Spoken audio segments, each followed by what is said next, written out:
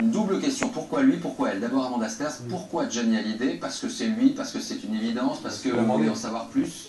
Parce que dans le personnage de Johnny, il y a ce que j'aime chez mes personnages de roman, il y a les mêmes thèmes, la schizophrénie, l'absence de père, et puis aussi je voulais savoir... La force et la fragilité. Ouais, qu'est-ce qui se passe dans ce corps, dans cette tête, pour avoir envie pendant 50 ans d'être à l'avant de la scène et de le faire si bien. Et vous, Johnny Hallyday, vous fallait quoi? Une confidente? Quelqu'un en qui en tout cas vous avez confiance pour... Une jolie confidente. Une jolie confidente. Alors fallait qu'elle soit jolie, vous ayez confiance.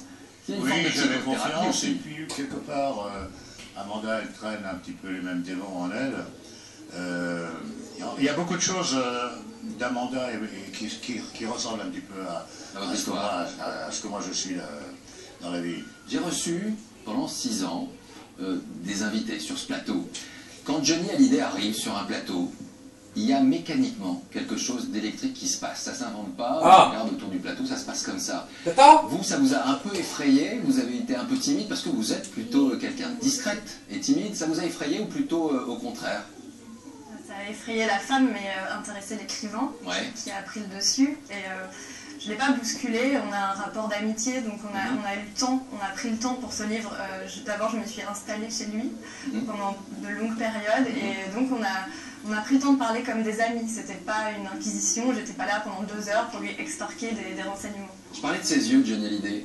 Aujourd'hui, de temps en temps, quand vous regardez le matin, le miroir, dans ses yeux, vous voyez quoi? Vous posez encore ces questions de savoir finalement si, quand Jean-Philippe Smets s'évade un peu, heureusement qu'il y a Johnny, quand... Vous savez, ce qui est formidable quand je me réveille le matin, la première chose que je vois, c'est s'il pleut ou s'il y a du soleil. De se lever, de voir qu'on est toujours en vie, c'est formidable. C'est une question encore posée. Oui, c'est valable pour tout le monde. Hein. Il y a des doutes, des inquiétudes qu'on va voir apparaître dans ce livre. On va y revenir. On va justement regarder un petit peu ce qu'il y a dans ce livre avec Daniel Wolfram, qui revient sur quelques-unes de ces tranches de vie, votre histoire, Johnny Hallyday. Daniel Wolfram, et on se retrouve juste après. Depuis 4 jours, c'est parti. La mise en vente du livre de Johnny. Il dit ce qu'il a envie de dire sans tabou. Sans tabou, Eric Poe accroche la divulgation de petites phrases assassines. Adeline, son ancienne épouse, Michel Sardou, Claude François en prennent pour leur compte. Et puis il y a la politique. Johnny soutient la droite, n'aime pas la gauche. On en oubliera presque l'essentiel. Ce livre est d'abord une introspection, celle de toute une vie. Elle commence naturellement par son enfance malheureuse et solitaire, avec l'image fort dégradée d'un père. Je n'ai jamais imprimé son visage sur mon enfance, dans mon souvenir, je n'ai pas de père, je deviens un homme sans lui. Mais à 14 ans, c'est le salut. Il découvre le cinéma et la musique américaine avec une révélation, le rock'n'roll, puis ce sera un premier 45 tours. Bienvenue dans le show business. J'avais 16 ou 17 ans. Le disque est sorti le 14 mars 1960 et le rock'n'roll est né en France ce jour-là, avec moi. Et moi, je suis né pour la seconde fois. En route vers la gloire, très vite pour son public, Johnny est une silhouette, un style, une gueule, bref une star. 50 ans plus tard, Joseph Baron et son club de fans, tous réunis aujourd'hui autour de sa biographie. Il balance tout ce qu'il pense, il a envie de dire les choses. Peut-être tout ce qu'il a gardé pendant des années, qu'il n'a pas dit, il le dit aujourd'hui, voilà. Le contenu de son livre, c'est la continuité de ce qu'il a évoqué dans son single « Jamais seul ». Et c'est une thérapie, une deuxième thérapie qui se fait. Jamais seul. De toute façon, il n'y a pas d'équivalent. Alors Amanda Sters, c'est son histoire ou celle qu'il a bien voulu vous raconter? Il y a un peu de tout. Et puis celle dont je me suis emparée aussi, parce que j'ai voulu aussi que ce soit un objet littéraire, donc c'est ma façon à moi de raconter Johnny. Peu importe, je veux dire, chacun a une façon de voir les choses. Si vous et moi on raconte le souvenir de ce journal télévisé, dans 10 ans on aura une façon totalement différente de s'en souvenir.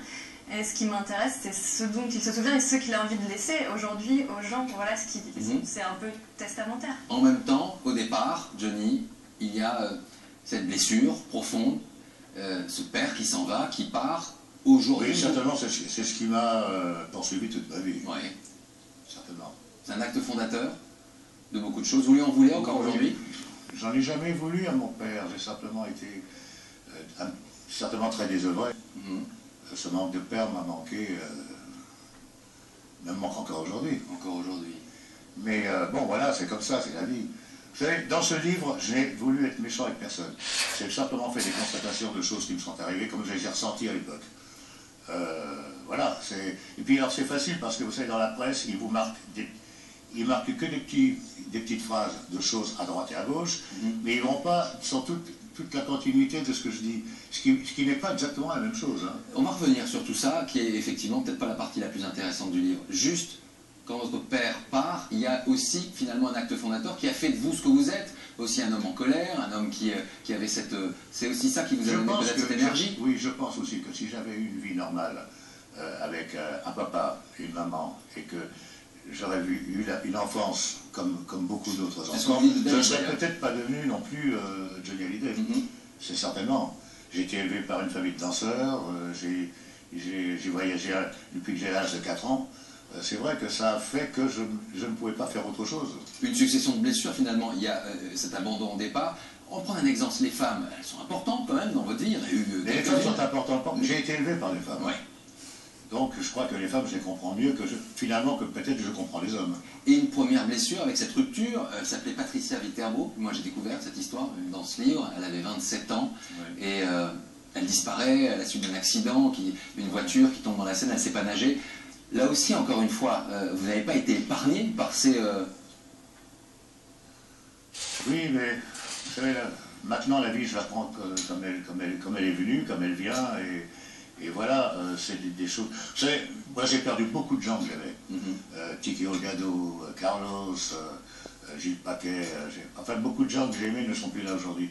Malheureusement, on ne peut rien y changer dans notre vie, c'est comme ça. Simplement, c'est un constat de choses que j'ai aimées, des gens qui m'ont fait du mal, des gens qui m'ont fait du bien.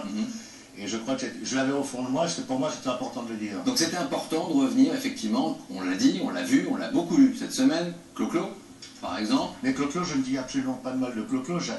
D'abord, quelque part on était rivales, mais en même temps on s'aimait bien. Il pique un peu mes gonzesses, mais c'est pas très grave tout ça, je veux dire, c'est...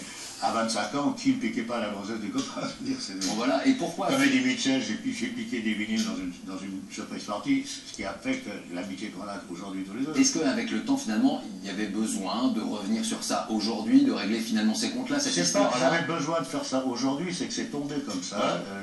Amanda m'a demandé si je voulais le faire, je lui ai dit oui, et puis voilà, puis... elle m'a aidé à me rappeler comme ça un constat de souvenirs que j'ai eu toute ma vie, que j'ai jamais dit parce que, bon, c'était pas le moment. Je ne sais pas que c'était pas le moment, c'est que c'était pas approprié. Voilà, c'est tombé comme ça. Deux mots sur deux hommes, deux icônes, Delon, Depardieu. Vous dites de Delon, il y a des fils invisibles entre nous. Depardieu, il y a eu effectivement ce débat, c'est un homme qui aujourd'hui fait encore polémique. Ce sont des personnages qui sont hors normes à vos yeux. Depardieu, c'est un génie, c'est le meilleur acteur français qu'on ait pu avoir, avec d'ailleurs même Modo, Gabin et Delon. Voilà, il est comme il est, il fait ce qu'il avait envie de faire, et puis c'est son problème, c'est pas notre problème. On a toujours tendance à critiquer ce que font les autres. C'est son problème, foutez-lui la paix. Ça devient intense, ça passait par des moments, des paradis artificiels. Vous en avez eu besoin, on en parle, vous en parlez dans ce livre, à ce moment-là, pour vous évader? C'est pas que j'en avais besoin, c'est que je vivais dans un monde de rock'n'roll en Angleterre où tout le monde faisait un petit peu ça, surtout dans le milieu musicien. Et donc, moi j'étais un petit peu pris dans cet engrenage-là, mais ça n'a pas duré longtemps. Et puis voilà, et puis maintenant, aujourd'hui, je peux le dire que c'est une saloperie, n'en prenez pas. Quoi. Amanda Sters, qu'est-ce que vous retenez de cette rencontre-là, pour conclure? Picasso disait il faut du temps pour devenir jeune, et je pense que grâce à Johnny, je suis devenue jeune en fait. Je garde une vraie leçon qui est que pour être un grand artiste, il faut être libre et écouter son instinct.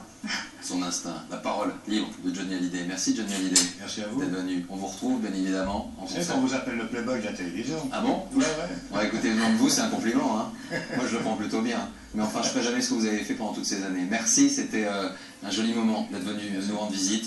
Ça s'appelle Dans mes yeux et c'est chez Plomb. Sachez que demain, à 20h30, je reçois José Garcia qui sera avec